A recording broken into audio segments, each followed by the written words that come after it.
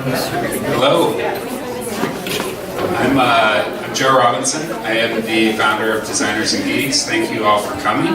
How many folks have been to Designers and Geeks before? Just out of curiosity. Nice. Well, welcome back. Thank you for coming. For those of you who are new, welcome as well. This is kind of the format of the event. You just saw the first part, sort of the networking, food and drinks. We will have the talks next, which we'll introduce. And then after that, we'll do a little bit of Q&A, time allowing, and we do a fun segment at the end if we have more time for shout-outs. So you can come up and have the microphone for 15 seconds and basically say something that you're interested in networking about, whatever you want. Did anyone come to the Provoke event? I believe it was last year now. Nobody? One? Yes, some of the DesignMap folks. All right, well, great. This is, I kind of got busy with my startup and forgot to promote the fact that this is Provoke number 2. The idea was a series of events from Designers and Geeks that were smaller and focused on design for the city. And it was really neat. So we hosted the first one at DesignMap and featured some work that we'd done with project through Code for SF. After that, it was pretty cool. I've known Audrey for a while, Audrey with DesignMap, and she came up and we talked about DesignMap actually donating some of their services to the city. And so following that first event, a project ensued where DesignMap and the City of San Francisco worked together on the work that you're about to see here. So that is kind of the genesis story of this event, I think, and we're hoping to do more of them for Designers and Geeks over time. Not exactly sure what the next project will be, but if you're interested in doing design work for the city, certainly let us know. I'll do my best to help find a good project to contribute to. And related to that, one of the concepts behind the Provoke series was that we always wanted to use the proceeds from the event to actually benefit the design work. In this case, obviously, DesignMap has donated their time and resources to the event, so just to let you know, in lieu of that, the proceeds from tonight's event are being donated to this organization. It's called Annie Cannons, and they basically help victims of human trafficking develop technology, industry skill sets and things like that, and do placement for jobs. So just wanted to let you know where the money from the tickets and things like that is going tonight. So Annie Cannons, very cool organization. Encourage you to check them out. This is their homepage. So they have a very cool, very descriptive homepage about what they do.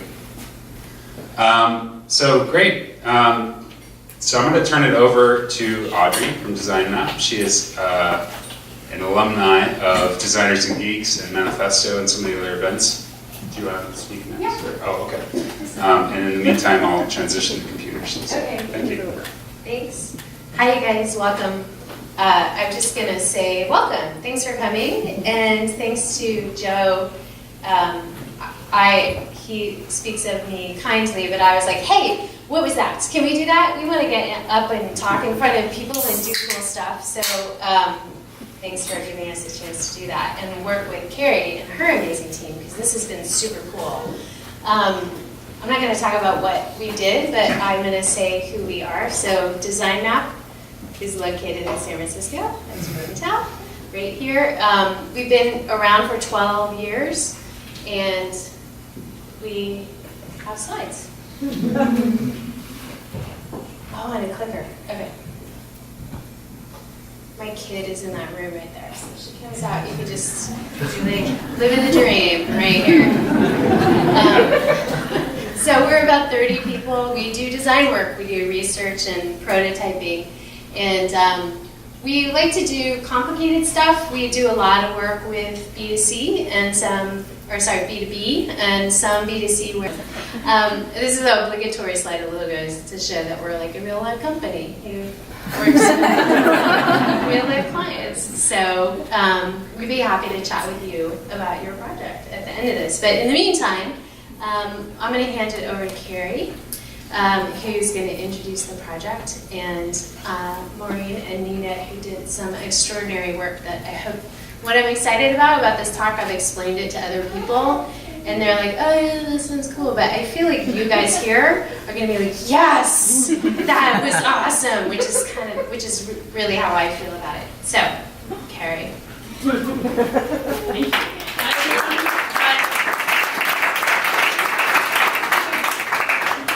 So I'm Carrie, I'm the Chief Digital Services Officer for the City and County of San Francisco. I'm sorry, our website sucks. That is generally how I start all talks, because I know it's bad right now, and I'm here trying to make it better. There's a team of us working inside the city. I'm trying to make it feel a little bit like a startup or a design agency within the city. So there's about 25 people who work on the team. It's a mix of designers, developers, and product managers. Some of them have been with the city for a really long time, actually, almost 10 years, some of them. And we're kind of helping them develop their skills to become those designers, developers, and product managers who are going to shape the future of the city's online presence. And then there are also some new recruits, and we do frequently have roles come up. So if you're at all interested in working for the city, then please do check out our digital services page. I think if you just Google San Francisco Digital Services, you'll probably find it. You would think I would have business cards, but you would not believe how hard it is to get cards ordered in the city, and challenges of city government are some of the things that we'll probably touch on this evening. So yeah, we have a website, and it's pretty terrible. And we decided we were going to make a new one, because the one that we have is just like, it's impossible for us to iterate our way toward a better version. We kind of need to start from scratch. This is mostly because, I'll just give you a little background on the website. This is mostly because our website is designed around our departments. It's very bureaucratic, and it's structured around all the departments that we have. So if you want to get anything done with the city, you basically have to understand our kind of bureaucratic hierarchy in order to be able to get your thing done. And it's not intuitive at all, right? It makes no sense to anybody. So what we're trying to do is put our services first, and make it so that we kind of put things in logical order for you, and crucially enable you to actually transact with the city online, which is something you can't really do right now. We started counting how many services the city offers. We're at 800-ish, and we haven't finished counting yet. So that's 800 different lines of business, and those of you who are in product roles will know that that's 800 different products as a minimum that we're dealing with, and only about 20 of those things can actually, 20% of those things can be done online. So that is basically our to-do list for the next, well, infinity, let's be honest. And so what we need to do, but you can't do any of those services unless you have some kind of a website for them to be on, right? So we started making one. What we did, I'm pointing in the wrong direction. And what we did is, you can actually look at it right now. I know it's like so lame for people to say don't tweet this, but like, you can actually see it on the internet. If you go to sf.gov on your phone or device, which I think it's better on a phone, you'll see our kind of tentative first steps in making this. It's currently blocked from search engines, so like as residents you can't find services on this because we know it's not ready yet, but it will be soon, and once we lift that block, people will be able to start using it instead of our terrible one that we have right now. We can tweet that? That's a yes? That's a no. Okay. Please, I mean, like, I can't stop you. I won't hunt you down if you do, but it's not ready, right? It's not ready for residents yet, but you can feel free to look at it on your phone or whatever. So we started to really focus on, like, what should this website do? How can it help our residents? And we kind of didn't think about what should it look like, because we wanted to really focus on the function rather than the look and feel in the first instance. And we also knew that we didn't really have the expertise in-house to be able to figure that out. And we had loads of questions about what does a new website for the city of San Francisco look like in 2018? And it just, like, we had lots of questions and no real answers. So that's when we started working with DesignMap, who I just want to give a ginormous thank you to, because the quality of their work on this project was exceptional. There's such nice people to work with. I'm not even just saying that because I'm here, like, I promise you. I would say this in any context. They're just such great people to work with, and they're so empathic and really, like, understood not just our needs as a team, but also, like, the needs of all of our residents. So it's such a joy to work on this project. So thank you, DesignMap, like, huge thank you for this work. So the challenge is big. We've got 50-something city departments. They all do these kind of 800 different things. So how do you create a unified look and feel for that? Not to mention all the kind of diversity and loveliness that we have in San Francisco. I'm looking up there because this is really tiny. Does anyone know how to make this thing? Oh, okay. I'll just continue to look up. So we wanted to understand how do our residents feel about the city, and how might we translate that into a look and feel for the website. And the thing is, there's 1 million people who live and work in San Francisco, so that's a lot. We can't ask them all, and we also don't have enough design researchers ourselves to be able to do that. So we thought maybe there's a way that we can actually kind of scale what we're doing, and we can kind of train our staff to become user researchers, so that they can then go out and kind of ask some of these questions and bring that all back. So what would it be like if we took kind of 20, 30, 40 members of staff, trained them up in qualitative research techniques, had them go out, interview 3-4 people each, and bring that back? That's almost 100 interviews that we wouldn't be able to get on our own without their help and support. So that's what we did. So we weren't really sure if people would want to show up, because this is quite an unusual, people are very used to going to project management training, not so used to going to interviewing and empathy techniques training. So would people even be interested in doing this thing? Would we get enough data or enough information that we needed to be able to start making some decisions and reaching some principles? And what on earth are we going to do with this huge volume of information that came back? By the way, if anyone from DesignMap, feel free to jump in. And we were all nervous, it's safe to say. We were all nervous. Do you want to take over at this point? Yeah, cool. Hang on. Hello. Okay, if I'm not loud enough, just let me know. So hi, my name is Nina. I was one of the designers on this project, and I'm going to go over a little bit of the process of how we approached answering these big questions. So normally with DesignMap, when we get started with a new client, one of the easiest ways to start, if you don't know anything about city governments, and I didn't really know anything about city governments before I started this project, was to do something like a landscape audit. And so what we did is we looked at a bunch of different city government websites and tried to just pull out themes of what is it that a city government website even does? And what we learned is there's a couple of key things that city websites do. Of course, they need to tell you about services. That's how do I pay for my parking ticket? Or how do I get a marriage license? They also really need to tell you who they are. So if you want to go see your supervisor, and if you want to visit her in person and know where to go or who to email, that needs to be there.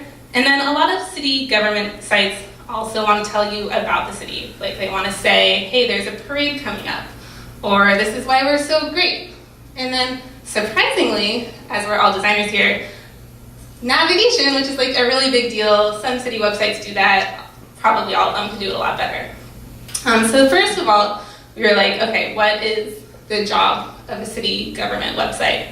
And this seems like a lot. And then we kind of had this aha moment, which was that maybe we're actually designing for 2 different things. So there's the city, which is San Francisco, we all love it, we live here, but maybe my version of San Francisco is different than your version of San Francisco, and it's all emotional and personal and kind of hard to explain. Contrast that with public services, which is really kind of practical and tactical, and it's I gotta go to the government to do this thing. And as we were thinking of a list of public service things to do, one thing that we noticed is that maybe not all of them are the happiest things you can imagine. If you're paying a parking ticket or trying to call 311 or complaining that your street hasn't been cleaned, you're maybe not necessarily coming to the city government website super stoked to get this task done. So that was really an interesting insight to help us put us in the mind of users who would be coming to use this product. And at least for me, I was oh my God, thanks goodness. I was worried that this site was gonna have to encapsulate the heart and soul of San Francisco, and not only my San Francisco, but your San Francisco and everybody's San Francisco. And that sounded really, really hard. And then we basically said, okay, it doesn't have to do that, which was a relief. Some parts of the site may have to do that. So for example, the homepage of boston.gov, as you can see, is just like a lot more evocative than the how we taxed your property page, which thankfully is very utilitarian and is not trying to talk about how amazing Boston is, because I think that would make me really annoyed if I was a Boston resident. So that was like a really good insight, and we thought, okay, maybe we can like establish a framework here. Most of the site probably should be about city services, but some of it should be about the city brand. Okay, so that was a really good first step. We knew what we wanted to research. We wanted to ask San Francisco residents, what is their opinion of San Francisco as a city, and then what is their opinion of public services? But we still were like, how in the world are we going to do this? So first question is, what type of data do we want? Obviously, since we're going to do this at scale, quantitative data was a no-brainer. We imagined going out and researching with tons of San Francisco residents, and all of that data was going to need to be processed. So we wanted to have a way to have consistent insights. But on the other hand,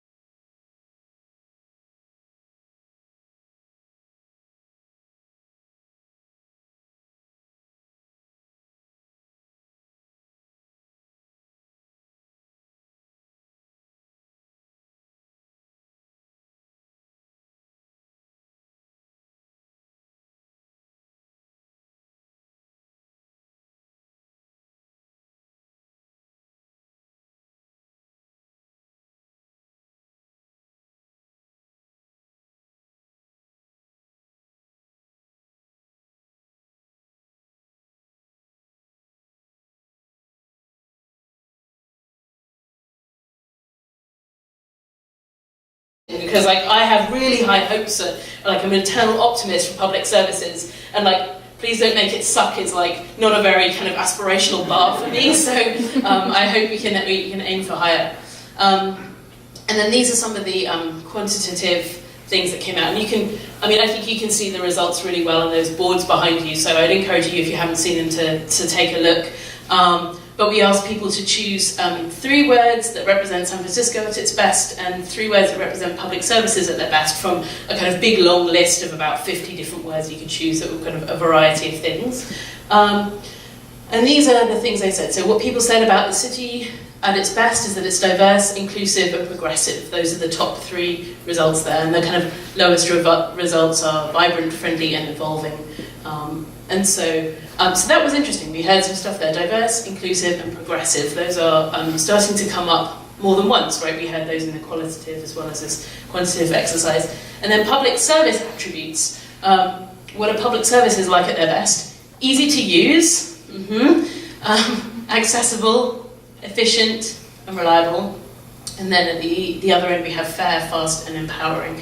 So easy to use and accessible are coming up again. Accessibility is one of these words that kept coming up in the research. And then we sort of wanted to understand like things on a spectrum, more this or more that. So we kind of gave people some kind of spectrums to respond to. And so this is what they came back with when we kind of took all the data in aggregate. San Francisco and public services should be friendly, innovative, and have mass appeal. San Francisco is playful, but services should be more serious. And San Francisco is rebellious, but services should be more conventional. So it turns out that how we feel about the city, which is like, it's this playful, vibrant, rebellious place, like, we actually don't want our public services to reflect that, right? We don't want our public inclusive, accessible. Firstly, I just want to draw a distinction between diversity, inclusion, and accessibility, which are kind of, things you do, and diverse, inclusive, and accessible, which are things you are. And I think we are diverse, inclusive, and accessible rather than just trying to do these things. We're actually trying to embody those things in ourselves as a team, in the work that we do, in the residents that we involve in our work, and that's really, really important to us. So, our design principles: represent the city's diversity, celebrate our unique culture and progressive values, be accessible and inclusive for all people, reflect that the website is reliable and easy to use. So these are the things that we're going to take forward with us from this research piece and start to explore in a lot more detail. And then over to you. Hi, my name is Maureen Hanratty. I'm a design director here at DesignMap, and I worked with Carrie and Nina on this project. So this was very much a research-focused project, but we do all this research, we have these principles. It's kind of like, so what? So as a design studio, we like to, even in a research-focused project, to take those research insights and make them tangible, to illustrate how the research might be useful, and keep in mind the ultimate goal, which is impact to end users, in this case, the residents of San Francisco. So though we're not doing the final visual design for the City of SF website, we want to do some concepts that kind of reflected the research we did and kind of point some directions on where the site could go. So how do we do this? When we're faced with a really big challenge like this, like a whole new brand of visual design for a city, we like to do a studio-wide brainstorm. We call them swarms. So instead of just the 2 people here that were working on this whiteboard, kind of goes into what does that actually, what is accessibility, what is diversity, there's gender, there's ethnicity, so a lot of different facets to it.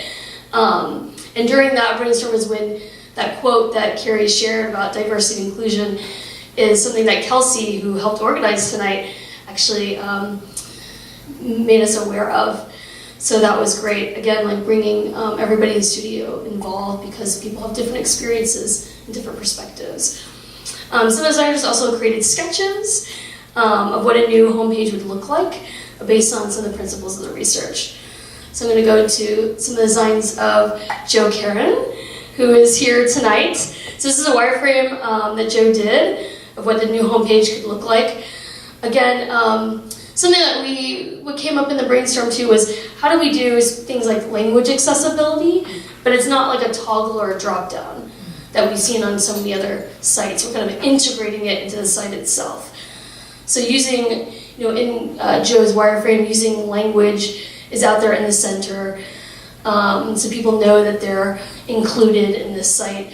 We also talked about when you're doing a search, that it could detect what language you're using, and then it could refresh the site in that language for you, so being very responsive in that way. Large search bar, we know that's been successful in some other projects. Like Code for America had a project, Hawaii Answers, where they replaced, it was a kind of a typical 90s website with links and links and links and links of different places to go, and they just put a search bar. What do you need from us? And that was really successful, so Joe brought that into design. And then like the Starbucks experience, like surfacing things that people want to get to really quickly right away.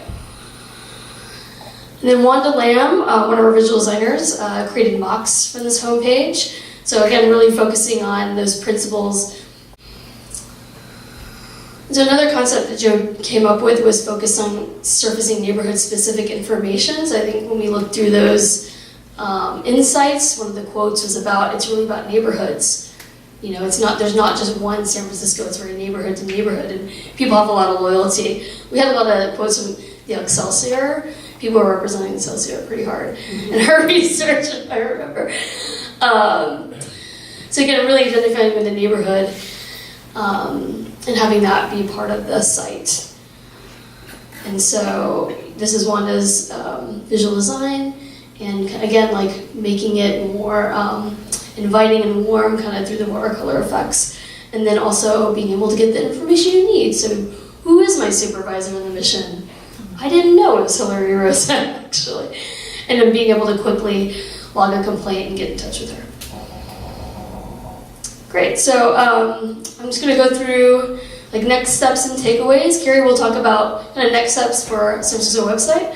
I'm gonna go through some takeaways. So holy crap, this actually worked.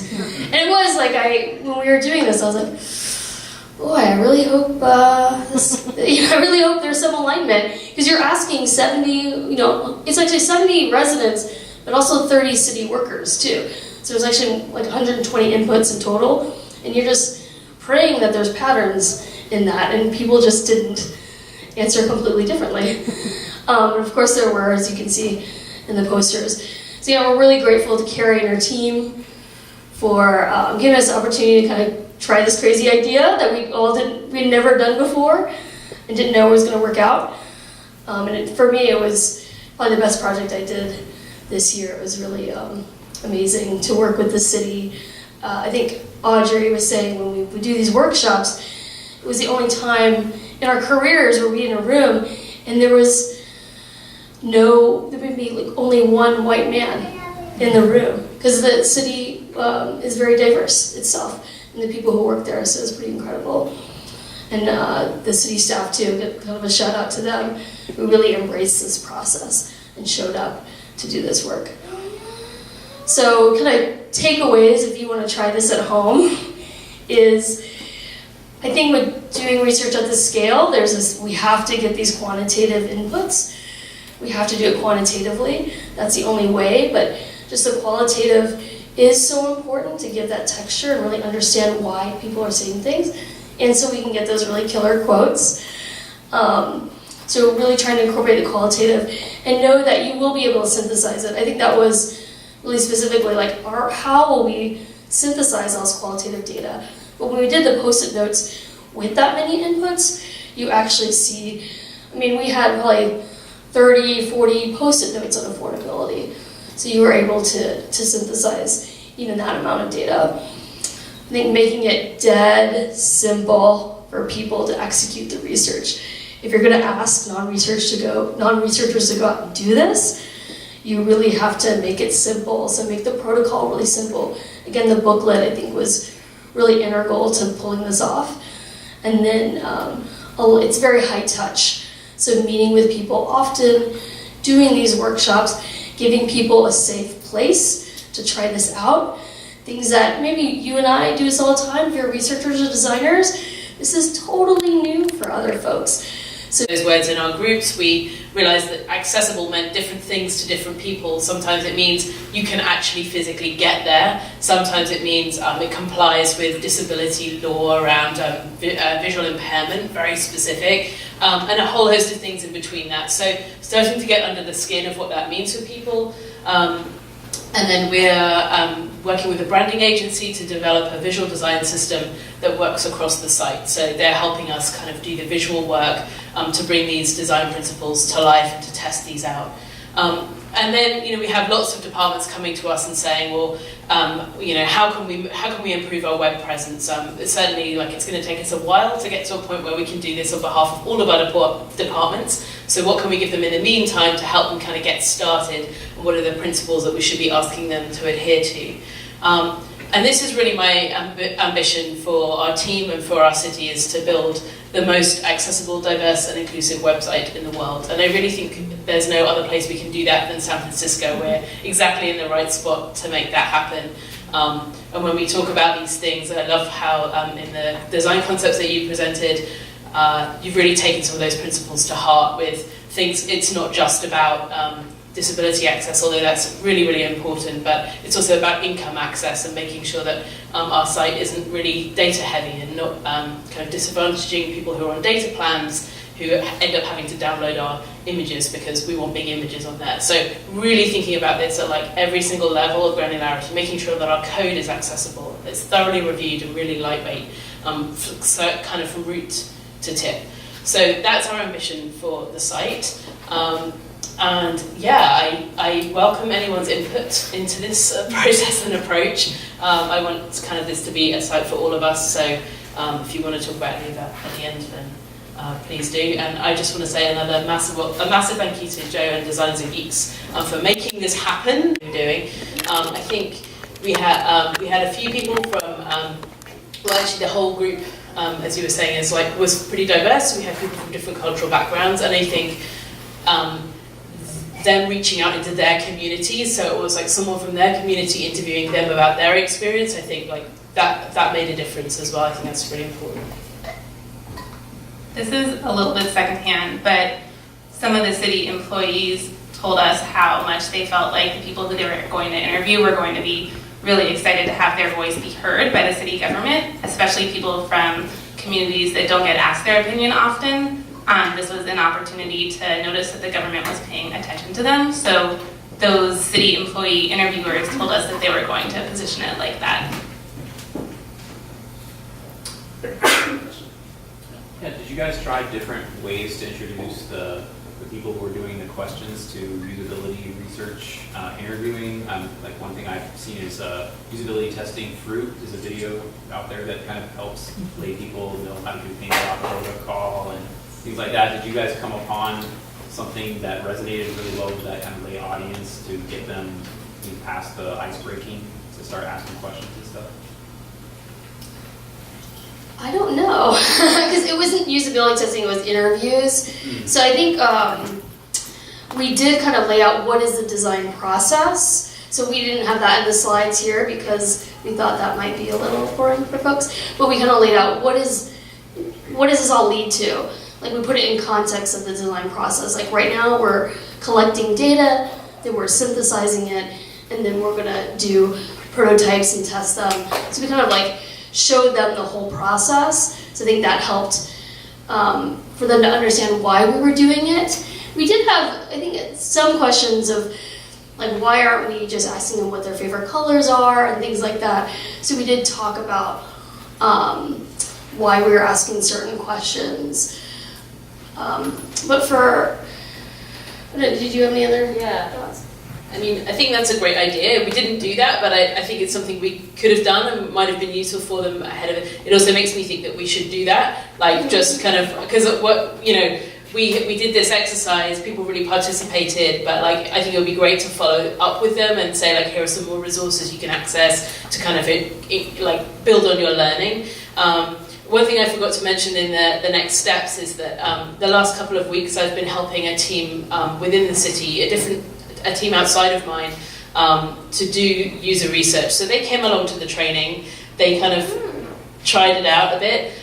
This is a team of people who traditionally do like auditing and business process mapping, so they're quite kind of functional, but they really got the bug, I think, and did a really great job. So they kind of decided to just go to one of our customer service centres and sit there and try and do some intercept interviews and ask people what they wanted, and then and ask people, you know, how they felt about their experience, and then brought that back, and I kind of sat with them through their synthesis session and really tried to kind of help them explore the emotions behind the things that they were reporting, because I think in city government it's not very natural for us to ask about people's feelings, because normally they're angry, and we don't really want to hear, you know, we hear that all the time, so, you know, we just expect that people are angry, but like understanding kind of why people felt like that and helping them to draw that out. And some of them are taking, you know, online design thinking courses as well, and kind of the stuff that we know is out there, and they're really accessing that. So like that for me is like a huge win off the back of this work as well. But I really like that idea, and I think when I go back tomorrow, we'll definitely follow up with them with some more resources. There was, yeah. So for your original group of interviewers, how did you get enough of them, and how did you get such a broad range of them? So we do have some groups within the city that are already existing. So business analysts, or like they're on a mailing list, Okay. And then we had a few other people, other different mailing lists from around the city, and so we kind of just like got as many email addresses as we could find, essentially, and as many teams as we could think of people who might be interested, and just like tried to spread the word through word of mouth. I think, you know, a lot of the people who showed up for that session I had met previously at some workshop or another, so I think it's probably like not exactly our inner circle, but the kind of the next ring out. So I think we still have some work to do to reach beyond that, like for deeper into the organisation, but I think we have to start somewhere, right? So. This is a really small note, but we had 2 kickoff workshops and 2 synthesis workshops.